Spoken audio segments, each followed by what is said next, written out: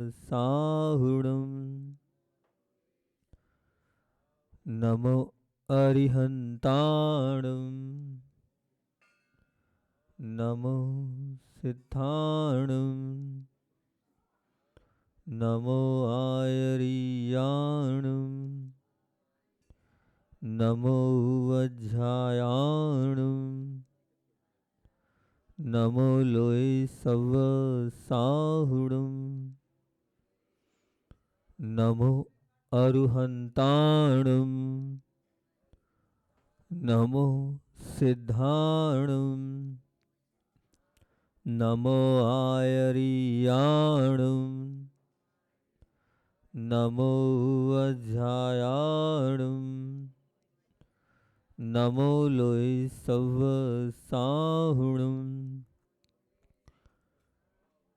बोलिए वीतरागी प्रभु राम भगवान की, वीतरागी प्रभु हनुमान भगवान की, आचार्य भगवंत विद्यासागर जी महामुनि राज की।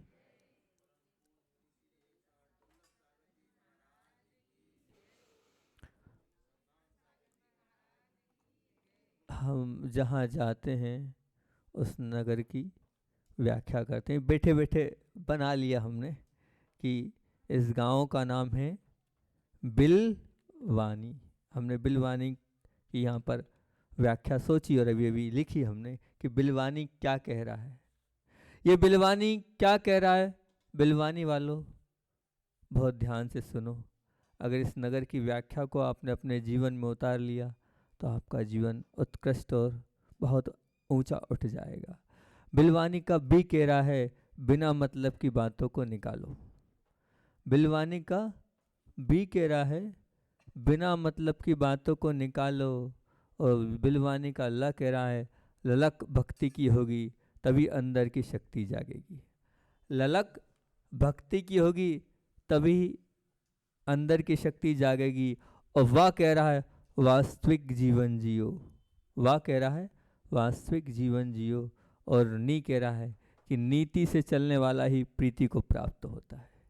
नीति से चलने वाला ही प्रीति को प्राप्त होता है। बंधुओं, बी कह रहा है बिना मतलब की बातों को निकालो।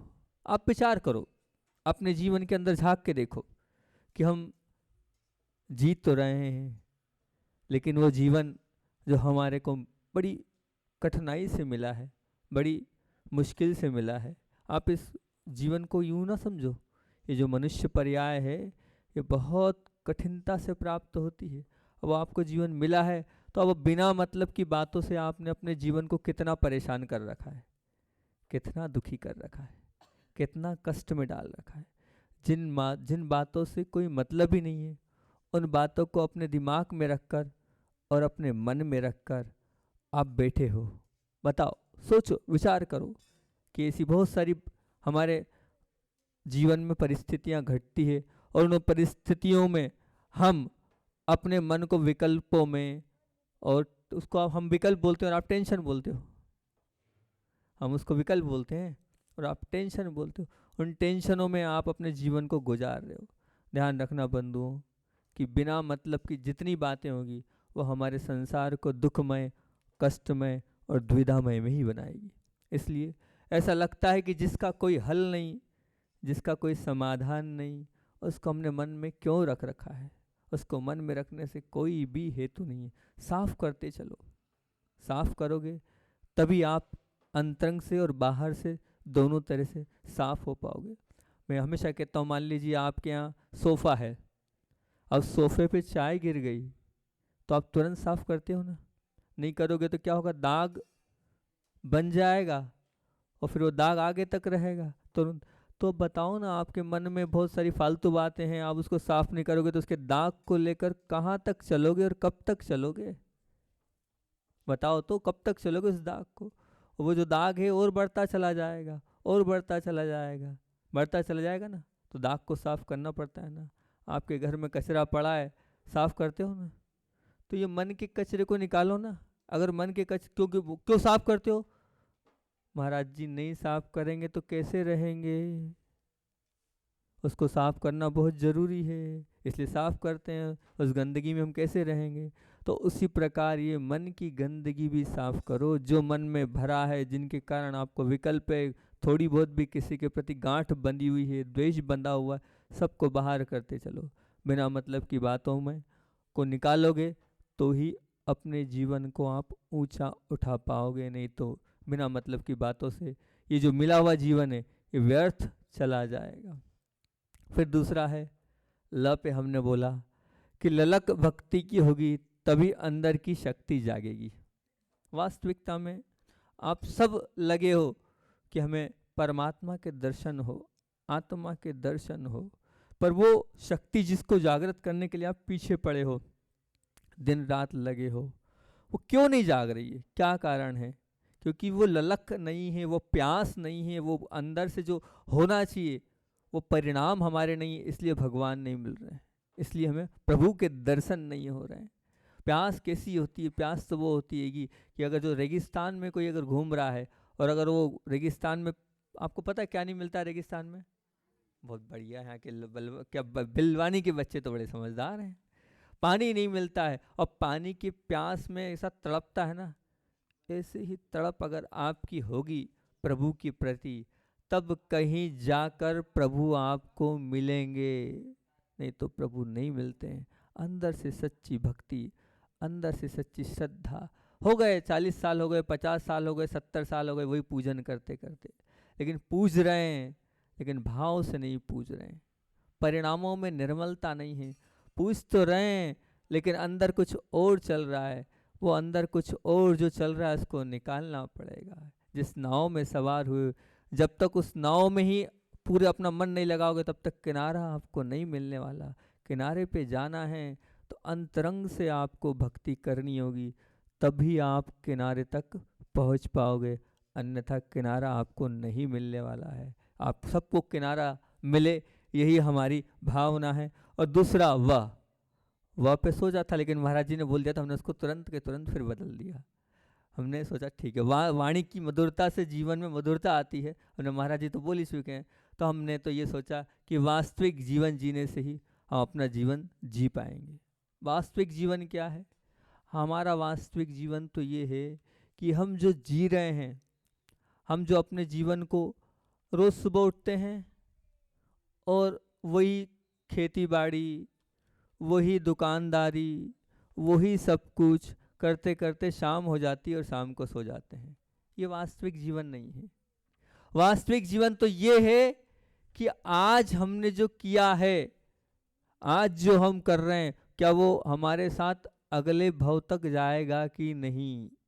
वास्तविक जीवन जो आप वो जियोगे कि मान लीजिए आपने जो अच्छा कार्य किया, मान लीजिए कोई दान किया, मान लीजिए किसी के प्रति आपने करुणा भाव किए, मान लीजिए सेवा के भाव की, वो जो सेवा है, वो जो दान के भाव है, वो जो करुणा के भाव है, वो वास्तविक जीवन है। बाकी जितना आप जी रहे हो वो सब व्यर्थ का जीवन है बंधुओं, वो कोई काम का जीवन नहीं है, सब व्यर्थ का जीवन है। आप लोगों के बीच में सिलवानी से बैठे हैं मनोज जी गुड़ वाले, ये वास्तविक जीवन जीते हैं। कब? मैंने देखा एक गायों की सेवा में लगे रहते हैं, गौशाला में जाते हैं और गौशाला में सुबह शाम दोनों टाइम अपने पास से पूरा चारा है और भी अन्य जो औषधियाँ हैं सब ले जाते, वो पूरी सेवा करते हैं। तो ये सेवा उनका वास्तविक जीवन है, क्योंकि उन्होंने अपने बच्चों की चिंता नहीं करी, अपनी पत्नी की चिंता नहीं करी, उनने तो उन निरीह पशुओं की चिंता करी है और वहाँ जाकर गौशाला में सेवा कर रहे हैं। तो वो वास्तविक जीवन है। विचार करना बंधुओं कि मैं सुबह से लेकर शाम तक कितना वास्तविक जीवन जी रहा हूँ, कितना मैंने दूसरों के लिए जिया। अपने लिए जो जिया है वो व्यर्थ है और दूसरों के लिए जो जिया है वो वास्तविक है। भगवान के लिए, गुरुओं के लिए जो जिया है वो वास्तविक है। अपने लिए तो सब जी रहे हैं, अपने लिए तो सब जी रहे हैं। ध्यान रखना, पशु भी अपने लिए जी रहा है और पशु और आप मनुष्य हो, कितना अंतर है पशु और मनुष्य में? बहुत अंतर है कि नहीं? अंतर बताओ। पशु और मनुष्य में अंतर है ना। वो पशु भी अपने लिए जी रहा है, सुबह से शाम तक चरने जा रहा है, तो आप भी वैसे ही बन रहे हो। अरे उसको समझो और वास्तविक जीवन जियो, तभी आप जीवन का सच्चा आनंद उठा पाओगे, अन्यथा उठा नहीं पाओगे। चौथा था क्या था? नीति से चलोगे, नीति से चलने वाला ही प्रीति को प्राप्त होता है। नीति से चलने वाला ही प्रीति को प्राप्त होता है। वास्तविकता में अगर आप सच्चे मार्ग से धन का उपार्जन करोगे तो वो जो धन है वही आपके तन को लगेगा, वही आपके मन को शुद्ध करेगा, वही आपके जीवन को ऊंचा उठाएगा। लेकिन वही अगर धन आपने अनीति से कमाया, किसी को दुख देकर कमाया, किसी को कष्ट देकर कमाया, तो ध्यान रखना वो बद्दुआ वाला धन, वो कष्ट देने वाला धन आपको भी निश्चित तौर से कष्ट में ही डालेगा। आपको भी ये मान के चलना कष्ट ही देगा, क्योंकि जो बोया है वही काटोगे। Tit for trade, tit for trade है। तो भला अब आपने जो बोया है, अगर मान लीजिए अगर खराब मन से किसी को दुखी देकर कमाया है, तो फिर आप सुखी कैसे रह सकते हो? बताओ, रह सकते हो क्या? दुख देकर प्राप्त किया धन, वो क्या आपको सुख प्रदान कर सकता है? 3 काल में भी वो जो धन है वो आपको सुख को प्राप्त नहीं करा सकता, बिल्कुल नहीं करा सकता। बंधु ध्यान रखना, ये पर्याय पे मेरी आपसे सबसे पहली यही मैंने पर्याय के विषय बोला, ये पर्याय है आपको मिली है, ये बहुत दुर्लभ और बहुत कठिन है। 4 बातें इससे करूँगा। मनुष्य जन्म बहुत दुर्लभ है, बहुत कठिन है, पहली चीज। और मनुष्य जन्म दुर्लभ है तो फिर दूसरा और क्या कठिन है? दूसरा है कि जिन वचन या प्रभु की या गुरु की वाणी का श्रवण करना और दुर्लभ है, और कठिन है। और जिन वचन के प्रति श्रद्धा, मतलब जो भगवान की वाणी है, जो गुरुओं की वाणी है, उस पर श्रद्धा करना और कठिन है। मैं बोल तो रहा हूं, पर मेरी वाणी पर आपको श्रद्धा तो, अब आप या जिन वचन को सुनने की भावना तो हो। और चौथा, फिर वो जो जिन वचन है या गुरुओं की वाणी है, जो प्रभुओं की वाणी है, वो जीवन में उतारना और दुर्लभ और कठिन है, उसको आचरण में लाना और कठिन है। ये 4 बातें हैं। पहला तो क्या है? ये मनुष्य जन्म बहुत कठिनता से मिलता है। क्यों कठिनता से बोल रहा हूँ? 84 लाख योनि है, गाय भी है, बैल भी है, बकरी भी है, चींटी भी है, कीड़ा भी है, मकोड़ा भी है, पक्षी भी है, ऐसे 84 लाख योनियां हैं। उन 84 लाख योनियों में आपको ये मनुष्य पर्याय मिली है, इतनी कठिनतम पर्याय मिली है। आप विचार तो करना, वो लाखों की करोड़ों की जो लाखों लोग जब एग्जाम में बैठते हैं और कंपटीशन एग्जाम में और आप पास हो जाते हो तो बड़े खुश होते हो, बहुत खुशियां मनाते हो कि भैया हमारा बच्चा निकल गया, हम निकल गए, मिठाई बांटते हो, पूरी पार्टी करते हो। अब आपको बताएं, अनंत जीवों में से आपका सिलेक्शन हुआ है, 1-2 में से नहीं, अनंत जीवों में से, अनंत जीवों में से निकल के आए हो। अनंत मतलब क्या? अनकाउंटेबल, अनकाउंटेबल की संख्या थी, उस अनकाउंटेबल की संख्या में से आप निकलकर इस मनुष्य पर्याय में आए हो। और उस मनुष्य पर्याय को आप इसलिए कह रहे हो बहुत दुर्लभ है, उसको भी अगर आप नहीं पहचान पा रहे हो तो ये तो बहुत बड़ी हमारी मूर्खता होगी कि हम उसका उपयोग नहीं कर रहे हैं। तो अगर ये 4 चीज़ें मिली हैं तो मैं कहूँगा सबसे पहले ये पुण्य से मिली है। पहली जो पर्याय मिली, पहला नंबर पुण्य से मिली है। दूसरी चीज़ क्या है? जिन वचन का श्रवण करना। जिन वचन का श्रवण करने के लिए करना पड़ेगा पुरुषार्थ। पुरुषार्थ मतलब पूरा गांव था लेकिन आप पुण्यशाली जीव थे और आपने पुरुषार्थ करके यहाँ बैठे हो, तो वो करना पड़ेगा आपको क्या? पुरुषार्थ। और तीसरे नंबर पर प्रेम, मतलब क्या? जो जिन वचन, जो भगवान के वचन, जो गुरुओं के वचन थे, उन पर आपका प्रेम भी होना चाहिए। जब प्रेम होगा तभी सब कुछ हो पाएगा। और चौथा है पराक्रम। पराक्रम मतलब जो जिन वचन हमने सुने हैं, उन जिन वचनों को फॉलोअप करने के लिए अंदर से शक्ति चाहिए, ताकत चाहिए, बल चाहिए। वो बल अंदर से तब होगा जब अंदर का पराक्रम होगा। मतलब पहली चीज ये पुण्य से मिला है, पहला। और दूसरा ये पुरुषार्थ करा आपने और यहाँ आकर बैठे हो तो ये आपका पुरुषार्थ है। तीसरा, अब वो जो जिन वचन के प्रति आपका प्रेम होगा तब बहुत अच्छी बात है। नहीं तो सुन तो रहे हो, लेकिन अगर मान लो इधर से सुना उधर से निकाल दिया, मतलब जिन भगवान के गुरुओं के वचनों पर आपको प्रेम नहीं है। और चौथा, अगर प्रेम हो गया है तो फिर पराक्रम चाहिए। जो गुरुओं ने कहा है, प्रभुओं ने कहा है, जो जिनेंद्र भगवान ने कहा है, उनकी वाणी पर विश्वास करके उसको फॉलोअप करना, उसको अपने जीवन में उतारना।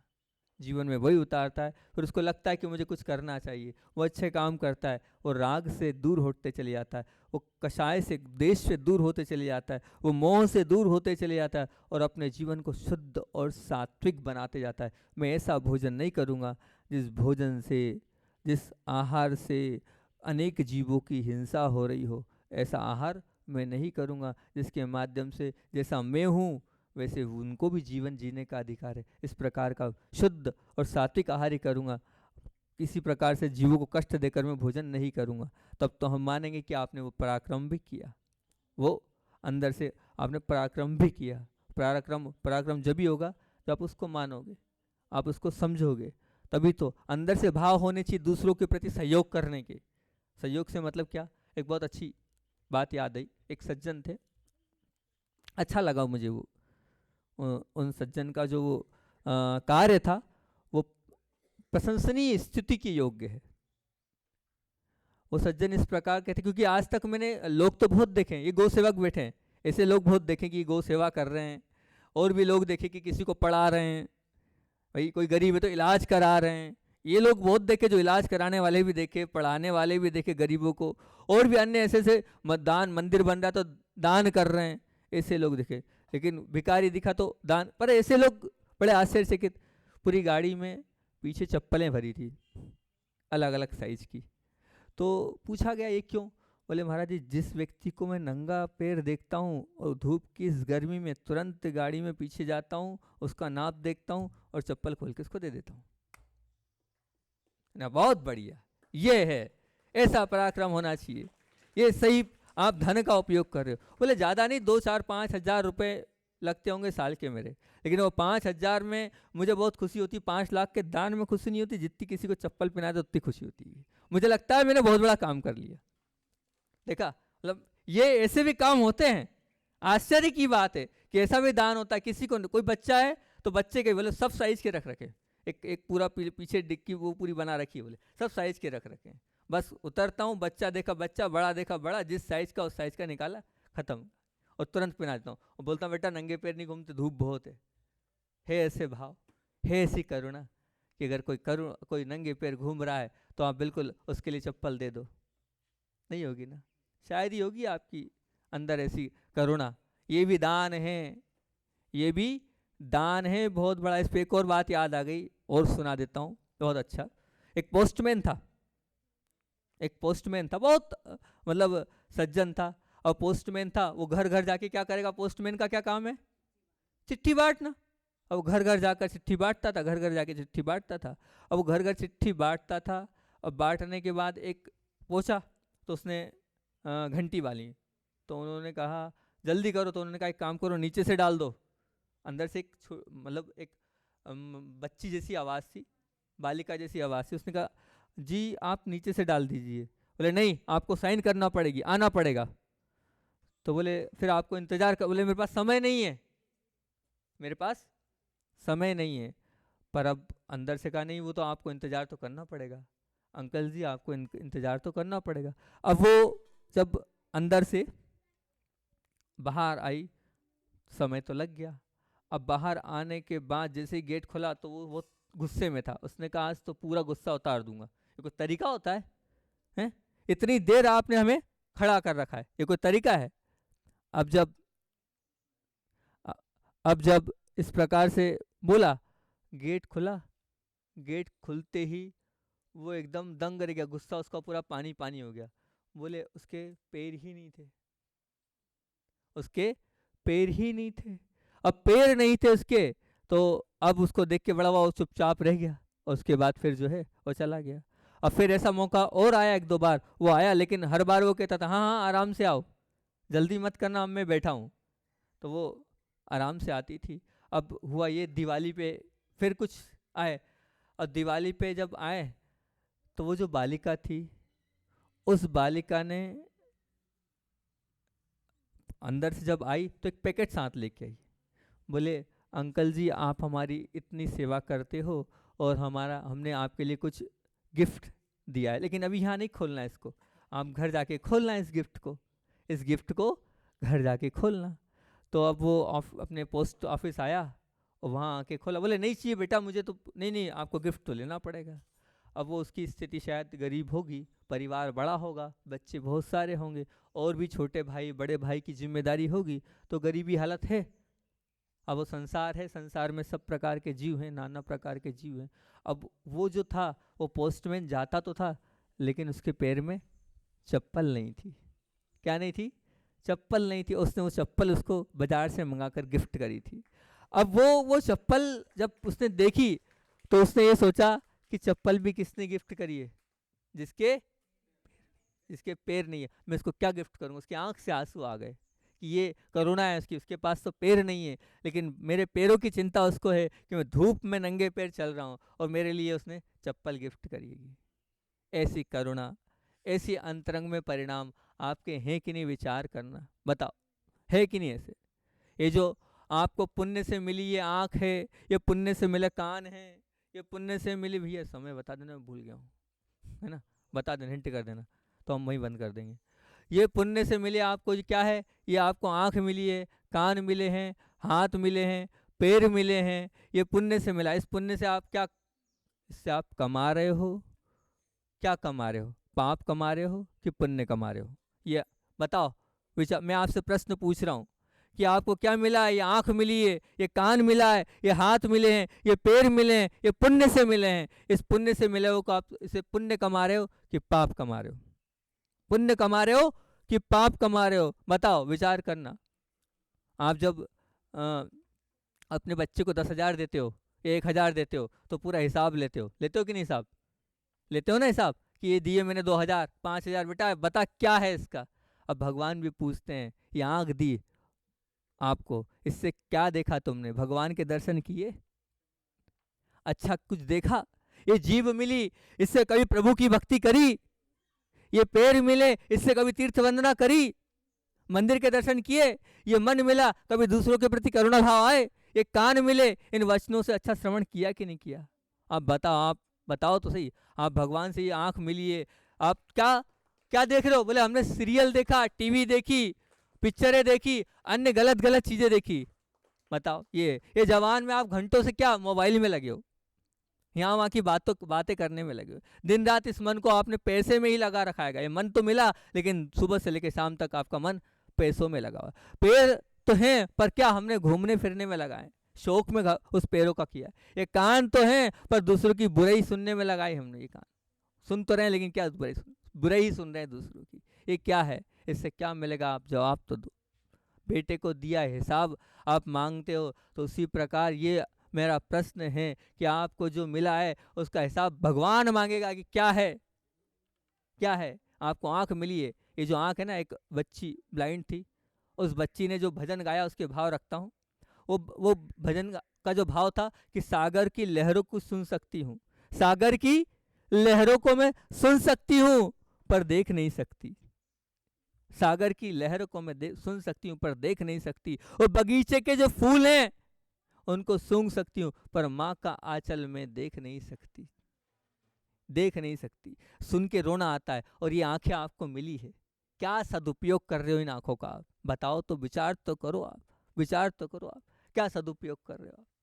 हो रहा है कि नहीं सदुपयोग? इस पर विचार करना। ये बुद्धि आपको मिली है। अरे लोग वो मंद बुद्धि वाले हैं। एक छोटे से बालक को देखा, मंद बुद्धि का वो बालक था, अब वो खीर खाया जा रहा है, खाया जा रहा है, खाया जा रहा है। जब ओवर हो गई तो खीर उल्टी कर दी, और उल्टी करने का फिर उसको खाने लगा। क्या है ये? आपके पास अच्छा बुद्धि है, आपका अच्छा मन है, उससे आप कितना उपयोग कर रहे हो? भैया ध्यान रखना। एक बालक भी, आप भले लाखों करोड़ों के मालिक हो, एक बच्चा भी अगर ऐसा हो जाए, आपको मिल जाएगा ना, एक बच्चा भी आपको ऐसा मिल जाएगा तो आपका पूरा जीवन व्यर्थ में चल जाएगा। इस पुण्य से हम जल नहीं रहे आपके इस पुण्य से, लेकिन इस पुण्य से बढ़ाया कि नहीं आपने अपना पुण्य? और ये प्रश्न है। ये पुण्य मिला है, बड़ी मुश्किल से जीवन मिला है, इसका उपयोग कर रहे हैं कि नहीं? ये पुण्य आप बताओ तो। आपके घर में पुण्य की बातें ज़्यादा चलती, पुण्य का टॉपिक ज़्यादा चलता है कि पाप का टॉपिक ज़्यादा चलता है? इस पर विचार करना। कभी आपने बच्चों को बुलाकर पूछा, बेटा ये जो इस घर में जितना पैसा है ये सब पुण्य से मिला है, तो तेरे जीवन में पुण्य ही करना, पाप की ओर मत बढ़ना। दिन भर में आपके घर में जब भी बात होती है, जब लोग सब एक साथ बैठते हैं, उस समय काय की रुचि होती है? बताओ तो। पुण्य की होती है कि पाप की? किसकी रुचि होती है इस पे बहुत विचार करना, बहुत बार सोचना कि हम पुण्य की बात कर रहे हैं। कि एक बालक था, उससे पूछा क्यों भैया, ऐसा कोई व्यक्ति बताओ, ऐसा कोई खिलाड़ी बताओ जिसने 100 बनाए लेकिन चौके और छक्के से बनाए।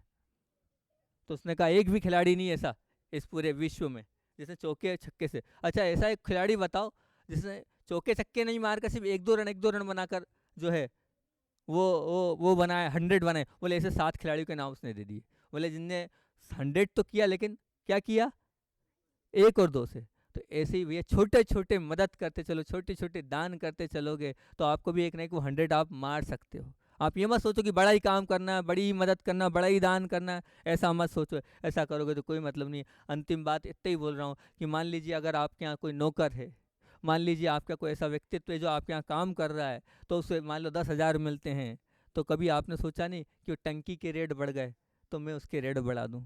अभी उस नौकर के विषय में विचार किया कि अगर उसका कोई बालक नया उत्पन्न हो गया, एक नया सदस्य बढ़ गया, तो उसकी तनख्वाह बढ़ा दूँ, उसकी ज़रूरी वस्तुओं के लिए मैं कर दूं। ये अंदर से आपके करुणा भाव, दया भाव सबके प्रति होंगे, वही असली धर्म है, वही सच्चा धर्म है। वो सच्चा धर्म आपका पल जाए, यही भावना हम रखते हैं। और इस बिलवानी गांव की फिर से एक बार, क्या है बिलवानी में, क्या बी से बोला है बिना मतलब की बातों को निकालो, और ल से बोला है ललक भक्ति की होगी तभी अंदर की शक्ति जागेगी, और वह से वास्तविक जीवन जीना ही सच्चा जीवन जीना है, और नी से नीति से चलने वाला ही प्रीति को प्राप्त होता है। बोलिए आचार्य भगवान विद्यासागर जी महामुनि राज की जय।